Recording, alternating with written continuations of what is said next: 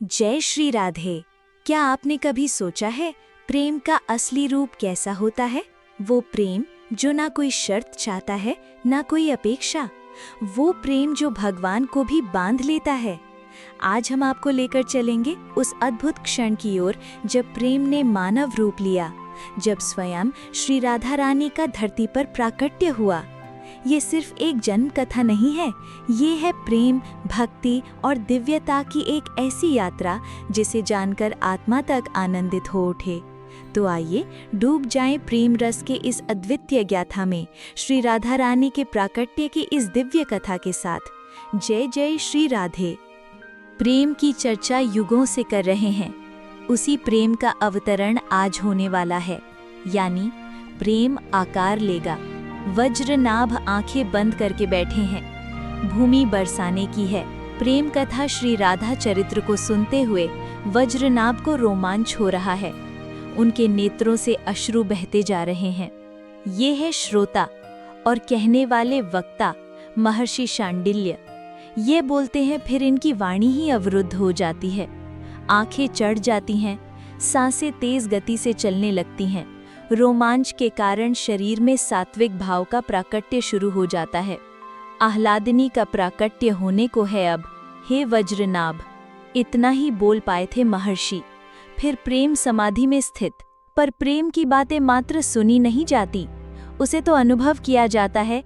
इस बात को वज्रनाभ समझ गए हैं, इसलिए वो भी बह जाते हैं, डूब जाते हैं। डूबते तो महर्षि ज्यादा हैं और कभी कभी चिल्ला भी उठते हैं। आगे श्री राधा चरित्र को सुनना है तो हे वज्रनाभ, मुझे बचाओ, मुझे निकालो इस अथाह प्रेम सागर से, नहीं तो हो सकता है मेरी हजारों वर्ष की समाधि लग जाए। हाँ, ये है ही ऐसा चरित्र, प्रेम चरित्र। श्याम सुंदर का प्रेम अब आकार लेकर प्रकट होने को है। महर्षि शांडिल्य ने सावधान किया अपने श्रोता वज्रनाभ को और फिर कथा सुनाने लगे। कीर्ति रानी, मैंने आज एक सपना देखा, बड़ा विचित्र सपना था। मेरा सपना सच होता है, इसलिए मैं उस सपने के बारे में विचार कर रहा हूँ और तुम्हें बता रहा हूँ। उस दिन वृषभान ने अपनी पत्नी कीर्ति को अपना सपना सुनाया। क्या सपना था आपका? कीर्ति रानी ने पूछा। मैं भास्कर हूँ, मैं सूर्य हूँ और मेरे सामने सब देव खड़े हैं। वो सब मुझसे कह रहे हैं, चंद्रमा के वंश में भगवान अवतार लेकर आ गए, पर तुम्हारे वंश में तो मेरी कोई स्पर्धा नहीं है चंद्रमा से, पर मेरे यहाँ तो साक्षात आह्लादिनी शक्ति अवतरित होने वाली हैं। मैंने कहा। मेरी बात को सुनकर सब चुप हो गए, पर मैंने देखा मेरा पुत्र शनिदेव, जिसकी मेरे से कभी बनी नहीं, वो मेरी ये बातें सुनकर मेरे पास आया और बस इतना ही पूछा उसने, कहाँ पर प्रकट होने वाली है मेरी बहन? मैंने स्पष्ट कहा शनिदेव से, ब्रज में, बृहद सानुपुर में, यानी बरसाना। बस इतना सुनते ही वो वहां से चला गया और यहीं बरसाने में ही आकर रहने लगा। और तो और इस भूमि में उसने मणिमाणिक्य, सुवर्ण, ये सब पृथ्वी से प्रकट कर दिए। मैंने देखा सपने में कीर्ति रानी, लोग जहां से धरती खोद रहे हैं वहीं से सोना, रजत, मणि इत्यादि प्रकट हो रहे हैं। हे कीर्ति रानी, मैं सपने से जाग गया था। ये सब देखते हुए मेरी नींद खुल गई थी। मैं तुम्हारे पास आया तो क्या देखता हूँ मैं? तुम दिव्य तेज से आलोकित हो रही हो, तुम एक प्रकाश का पुंज लग रही हो। और ये देखो, तुम ही देखो, तुम्हारे उदर में ऐसा प्रतीत हो रहा है कि भास्कर ही आ गए हैं। कितना तेज है। कीर्ति रानी ने अपने पति वृषभान के हाथों को प्रेम से पकड़ा, आराम से उठी, क्योंकि 8 मास पूरे हो चुके थे। ये देखिए हे स्वामिन, ऐसे फूल आपने कभी देखे हैं? अपने ऊपर बिखरे पुष्पों को दिखाने लगी कीर्ति रानी। वृषभान ने उन पुष्पों को लिया, देखा और सूंघा। ये तो पृथ्वी के पुष्प नहीं हैं। हाँ, और पता है, मैंने भी सपना देखा। मेरा सपना भी बड़ा विलक्षण था। कीर्ति रानी भी अपना सपना सुनाने लगी। हे स्वामिन, मैंने देखा मुझे कोई कष्ट नहीं हुआ है और एक बालिका मेरे गर्भ से प्रकट हो गई है, और वो कन्या इतनी सुंदर है जैसे तपाए हुए सुवर्ण के समान। उस कन्या की सब स्तुति कर रहे थे, यहाँ तक कि लक्ष्मी, सरस्वती, महाकाली, अन्य समस्त देवगण सब हाथ जोड़े खड़े थे और ये हे राधे, जय जय राधे, यही पुकार सब लगा रहे थे। पर वो कन्या मुझे ही देखे जा रही थी। मैया, आहा, उसके मुख से मैंने ये सुना। बस इतना सुनते ही मेरे वक्ष से दुग्ध की धारा बह चली। वो मेरे पास आई, मेरा दुग्ध पान करने लगी। मैं क्या बताऊं, उस दृश्य को देखते ही मैं देहातीत हो गई थी। शायद अब उस कन्या के जन्म का समय आ गया है। इससे ज्यादा कहने के लिए कुछ नहीं था वृषभान के पास। हे कीर्ति रानी, समय बीतता जा रहा है, ब्रह्म मुहूर्त का समय हो गया है। मैं जाता हूँ यमुना स्नान करने के लिए। अरे आप? सामने देखा मुखरा मैया खड़ी थीं। ये कीर्ति रानी की माँ है। कहाँ है मेरी बेटी कीर्ति? आनंदित होती हुई भीतर आ गईं। ये रही आपकी पुत्री। वृषभान ने बड़ा आदर किया। सीधे जाकर मुखरा मैया ने अपनी बेटी की आंखें देखीं, नाड़ी देखी, उदर देखा, फिर आंखें बंद कर खड़ी रहीं, कुछ बुदबुदाती भी रहीं।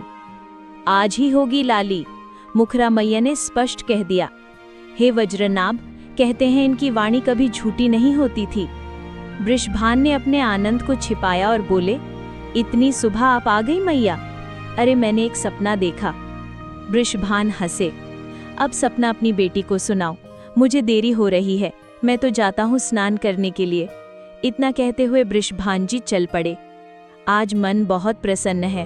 भादों का महीना है, अष्टमी तिथि है। रात भर रिमझिम बारिश हुई है। वातावरण शीतल है, ठंडी ठंडी हवा चल रही है, पर हवा में सुगंध है। चले जा रहे हैं वृषभान। बीच बीच में ग्वाले मिल रहे हैं, वो सब भी आनंदित हैं।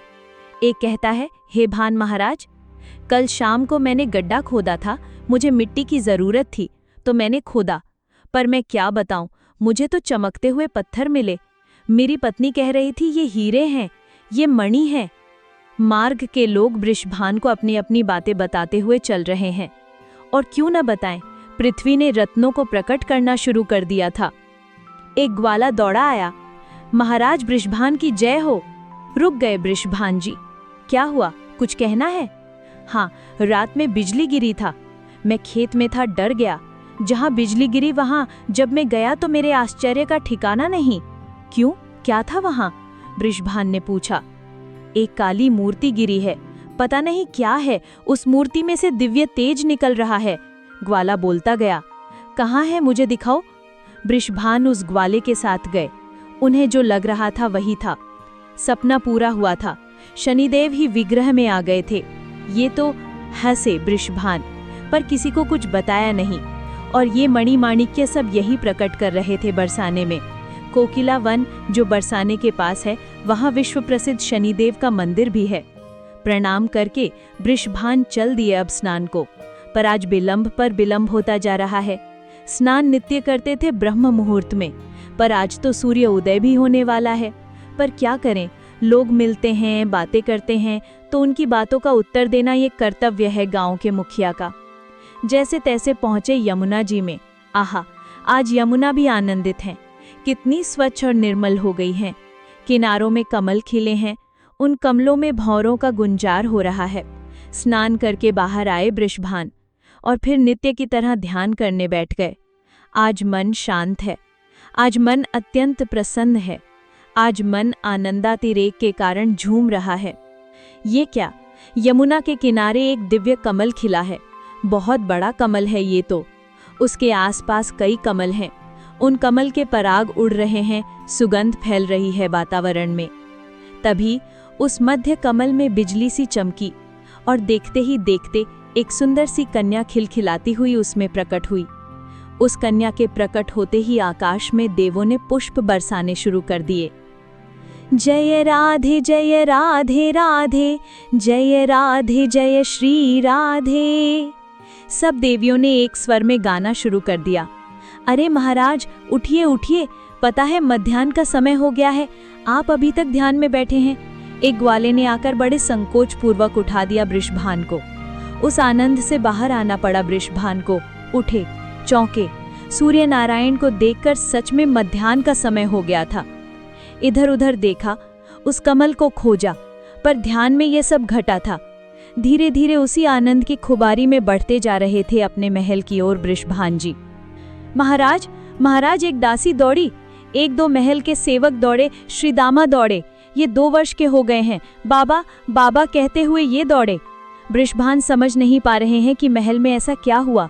दौड़े वो भी महल की ओर, और जैसे ही कीर्ति रानी के महल में गए, कीर्ति रानी लेटी हुई हैं। उनके बगल में एक सुंदर, अति सुंदर कन्या खेल रही है। गौरवर्णी कमल की सुगंध उस कन्या की देह से निकल रही थी। नेत्रों से अश्रु बह चले वृषभान के, आनंदाश्रु। बाहर आए, भीड़ लग चुकी है लोगों की। समझ में नहीं आ रहा कि क्या करूं। मुखरा मैया दीपों की कई थाल अपने सिर में सजाकर आज नाच रही हैं। लोगों ने गाना नाचना शुरू कर दिया है। बधाई हो, बधाई हो, बधाई हो, देन बधाई चलो आली, भानु घर प्रकटी हैं लाली। सुंदर सुंदर सखियां बधाई लेकर चलीं भानु के महल की ओर। महर्षि शांडिल्य उस आनंदातिरेक में मौन हो गए। क्या बोले।